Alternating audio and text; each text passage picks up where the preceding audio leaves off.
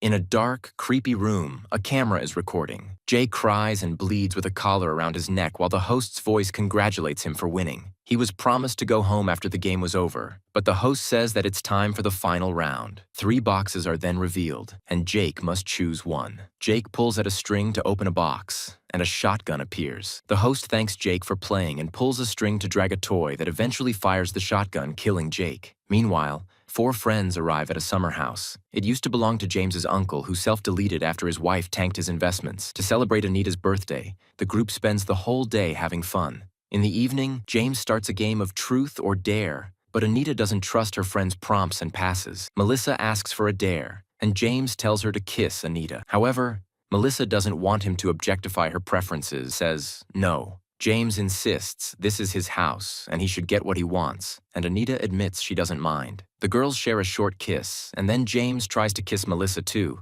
but she immediately pushes him away. A furious James complains about their lack of cooperation. Suddenly they hear a strange noise outside. Matthew thinks it was nothing and they shouldn't worry, but more noises soon follow. Everyone is frozen, staring at the back door, and James uses the chance to scare them. Anita wonders if they should call the cops, while James grabs a fire poker and goes to check it out. The others prank him by turning off the lights, so he has to use his phone. Suddenly, he's startled by a scream, but it's just Melissa who snuck out. At that moment, James finds something in the plants and brings it back inside. Everyone is shocked to see a camera with a tape that James wants to watch. Matthew thinks this is creepy, and Anita believes it was a bad idea to bring it in. When James reminds her who owns the house, Anita points out that nobody here actually likes him and they just hang out with him because of his money. So she proceeds to destroy the tape. A furious James yells at them and says he wants them gone, saying horrible things about Anita's sick mom. For now, the friends can only go to their rooms. Meanwhile, a mysterious person silently enters the house. James is having a shower and sees the bathroom door suddenly open. He grabs his razor and gets ready to defend himself as he's startled by a presence. But it's Melissa again. She says she may be interested in him, and he shows her what's under the towel. Yet she only laughs because it was another prank. Matthew starts picking up the trash in the living room, not seeing the shadow in the neighboring room. He notices that the light on the camera is red, and when he finally turns around,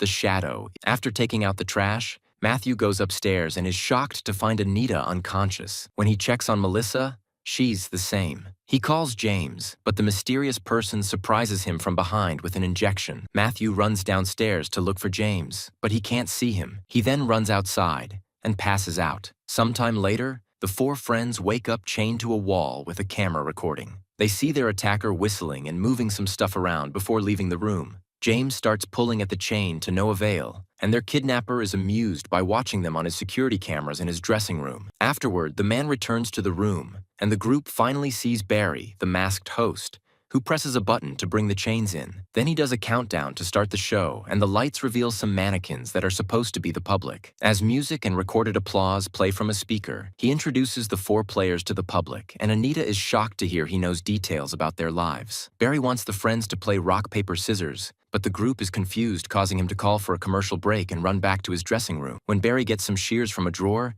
he accidentally hurts his hand. James thinks this is a prank for a reality show, and Anita points out that shows don't give sedatives to their players, but James insists someone set this up. Anita reminds him he's the only one who can afford to do that. After bandaging his hand, Barry goes back with the shears. He asks them to come forward and makes them play rock, paper, scissors. The final results are all over the place, so Barry decides to let the ladies play first. He tells Anita that if she defeats him, she can choose a prize. Anita chooses paper and Barry chooses shoot by forming a finger. He admits his move is invalid and says she can choose her prize, scissors or shoot. She goes for shoot. Since Melissa did paper during the first round, he makes her open her mouth and uses a card to slash the corners of her mouth. Matthew used rock, so Barry hits him with a rock on the head. Next, he cuts off one of James's fingers with the shears. Lastly, he pulls out a gun and fires it at Anita, but only a flame appears. Instead, he hits Anita on the wall by pulling back the chain, which knocks her out.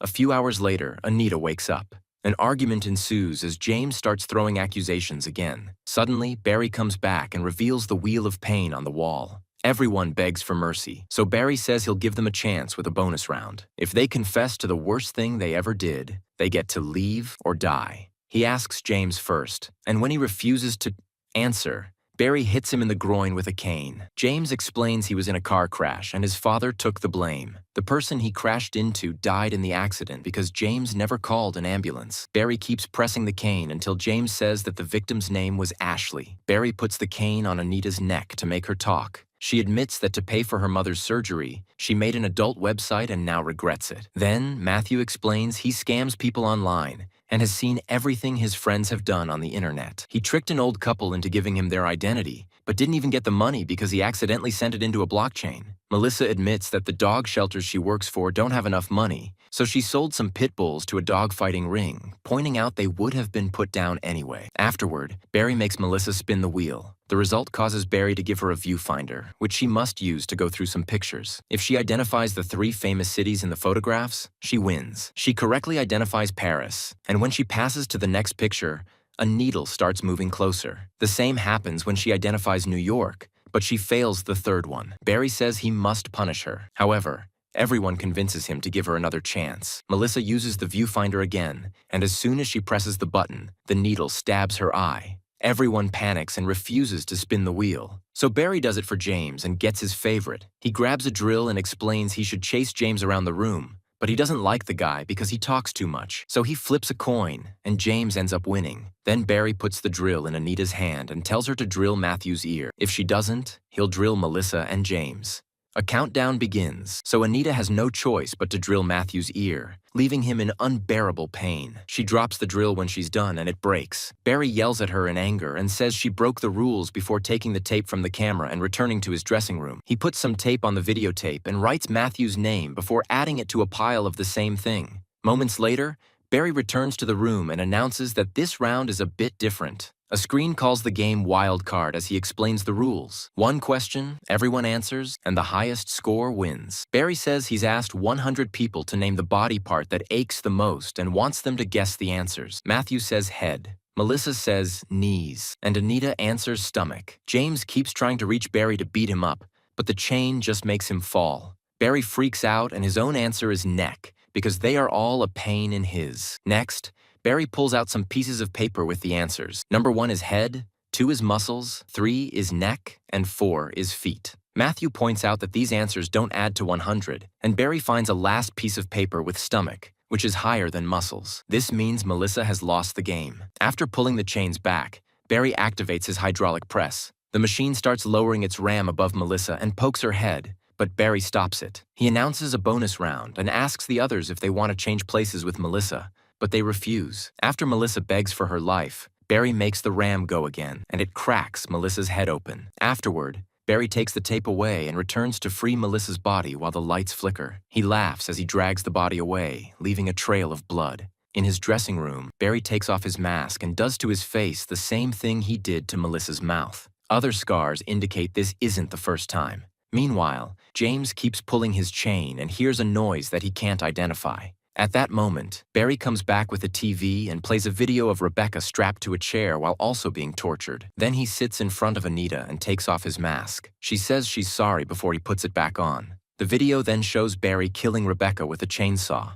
After Barry leaves the room, James says he looked familiar. Anita thinks Matthew knows she lied about the adult website, and Matthew confirms it before telling James that Anita used to work for the Barry Miller Show. James blames her for everything and demands an explanation. So Anita talks. Barry Miller used to be a very successful game show host, and Anita was part of his crew. One day, she and her co-workers were watching the news and learned that their talk show host had been acquitted of all abuse charges because the victims withdrew their testimony. Rebecca was disgusted, and Anita wondered if the man could be innocent. Jake said that one of the victims was driving a new car, so probably all the victims got paid off. Rebecca pointed out that companies got rid of old creeps to save the channel from looking bad, and that she heard that Barry was a predator. Whoever caught him could get lots of money, which would be enough to pay for the surgery for Anita's mother. She claimed that Barry grabbed her once, and because she didn't play along, she wasn't promoted. Jake thought she was lying. Their conversation was interrupted when Barry came to their table with cake for Anita and made everyone sing the happy birthday song for her.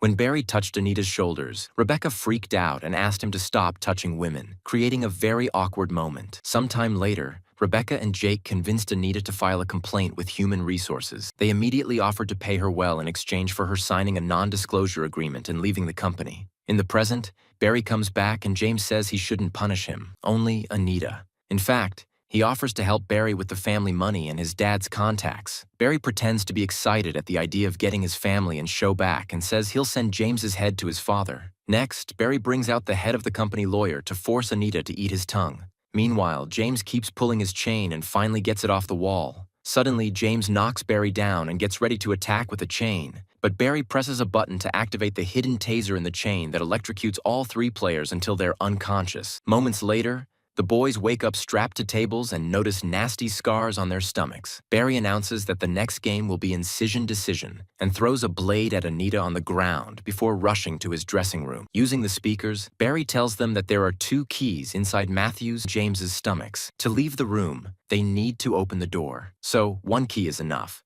Anita says she won't do it, but Barry threatens to abandon them there to die of starvation. James offers to pay Anita well if she doesn't pick him. At first, it looks like Anita is going for Matthew, but she turns around and chooses James instead. She cuts his stomach open and inserts her hand while his body keeps shaking. Once she finally finds the key and James dies, Anita rushes to the door but can't open it. Barry laughs and says that the door is magnetically sealed. He also announces that the last man standing wins and frees Matthew from the table. As he grabs the blade, Matthew points out that they can't both leave because there can only be. He says he loves her and kisses her cheek before making her promise she'll win. Then he uses the blade to kill himself. Barry congratulates Anita for winning before releasing sleeping gas in the room. When Anita wakes up, the bodies are gone and the door is open. She enters the dressing room and finds all the tapes about the victims. She also steals the card. In the bathroom, she washes all the blood off her body. In a small bedroom, there's a picture of Barry with his wife and creepy drawings on the walls. Then she walks down the corridor and finds Barry in another room offering to play one last game. A terrified Anita comes in and sits in front of 3 boxes, getting startled when he activates a confetti bomb.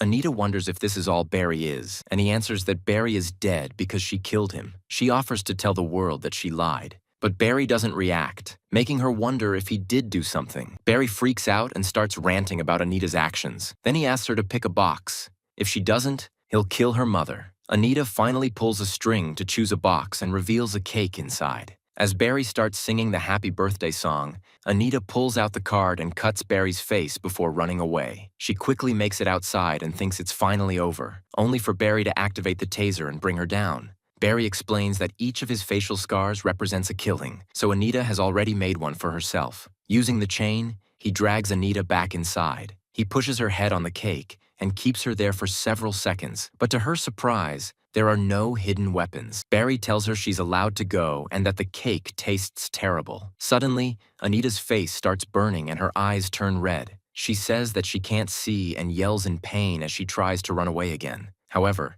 she can barely move and collapses in the corridor, her body squirming until she's finally dead. Barry sits next to her and hums the theme of his show for the camera. A tape shows Barry torturing the talk show host until he admits he did abuse those women, but the company paid them off. Then Barry kills him by hitting his head with a hammer. Make sure to subscribe and turn on notifications so you can watch more videos like this. Thanks for watching.